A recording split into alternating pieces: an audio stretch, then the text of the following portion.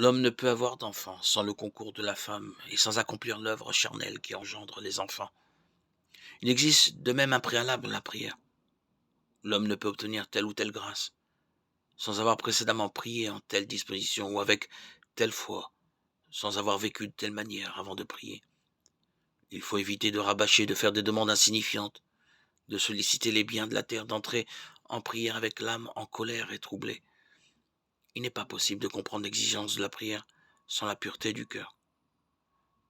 Celui qui prie n'obtiendra pas la rémission de ses péchés s'il ne pardonne pas à son frère du fond de son cœur la peine qu'il lui a faite.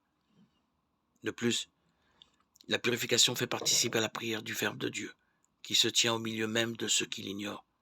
Ne ferme l'oreille à aucune prière et prie son Père avec celui dont il est le médiateur, le Fils de Dieu, et, en effet, le grand prêtre de nos offrandes, notre avocat auprès de son Père, 1 Jean 2:1.